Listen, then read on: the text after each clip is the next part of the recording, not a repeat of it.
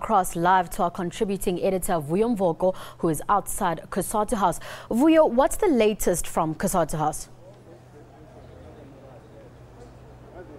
Well, Tabile, after hours and hours of waiting, about 90 minutes ago or so, Irvin Jim, we're told, did finally get to make that presentation. Right now, we're told they're taking a stretching break just to have some coffee, relieve themselves and so on, after which all of them will go into that room again, and there will be an opportunity for everyone to ask questions, seek clarities and all that stuff. Thereafter, of course, the Central Executive Committee of Cosatu will decide the fate or the future of Numsa within Cosatu. Now, Vuyo, you've just mentioned that Irvin Jim has made his presentation. What do we know of that presentation? What did it entail? Well, in essence, Irvin Jim and Numsa are arguing that if there is anyone who has flouted Cosatu's constitution, it is in fact the office bearers of Cosatu themselves. Now, just to take you back a few steps, Cosatu's constitution says if a third of the affiliates ask for a special congress, then their wish has to be granted. Now, a while ago, unions did call for that special congress. That never happened.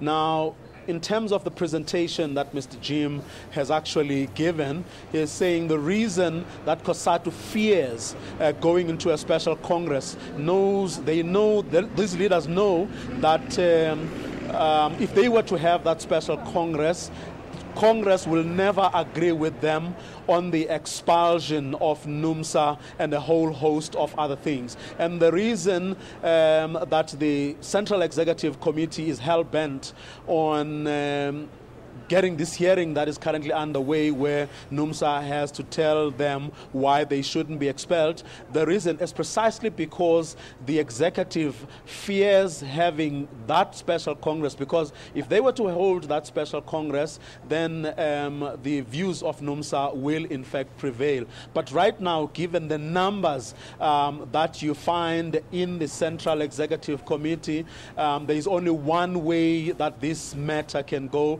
and that is to expel Numsa. And Numsa believes that that is pretty much a foregone conclusion. Even the exercise that has been undertaken is in fact a fruitless one. However, they do say that they felt an obligation to their members to actually make their voice heard, because they have they do lay a claim in the formation of Cosatu, and they believe it is their organization. So if anyone wants to expel them, they cannot go without putting a fight. So even if there is a decision tonight that says Numsa must be expelled, Numsa will still take the matter to court. In other words, we're not going to hear the end of this matter, even if Numsa was to be expelled this evening. Now, Vuyo, you've mentioned that if Numsa gets to be expelled, they've got the court to run to. But what are some of the other avenues that they can pursue if they do get expelled tonight? Well, it's the court option.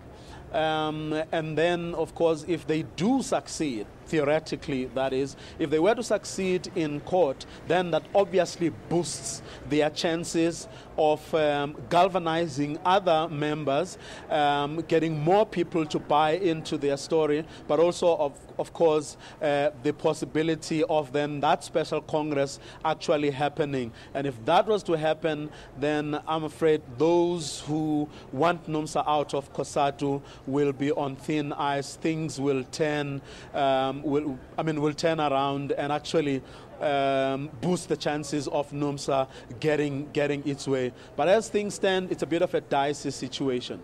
Speaking of a dicey situation, Vuyo, would you say this is an end of an era of Cosatu as we know it, no matter what happens tonight? Well, that's one thing there is no doubt about. Cosatu will never be the same again, ever. I mean, these people have said so many things. They have said so much about and against each other that it will be extremely difficult for them to work together again. So whatever happens, whoever wins, Cosatu will never be the same again.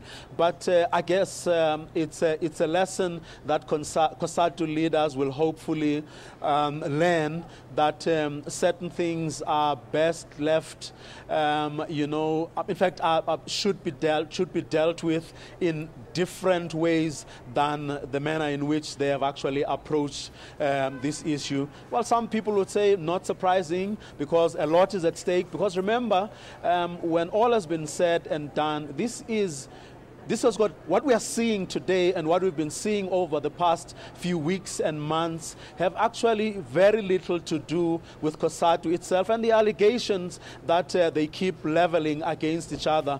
At the core of all this drama, at the core of everything that we've seen and heard and witnessed, is actually the battle for the soul of the ANC, because these people were brought together in the first instance by their desire to ensure that the governing party, the ANC, has a strong bias towards workers. Of course, they differ in terms of whether and to what extent that has happened. Numsa believes that the ANC has betrayed their cause, the cause of the workers, that is, whereas the other group that wants Numsa out believes that the interests of the workers will be best served within the African National Congress. And that is what is at the core of these issues. Everything else is a smokescreen, a facade even.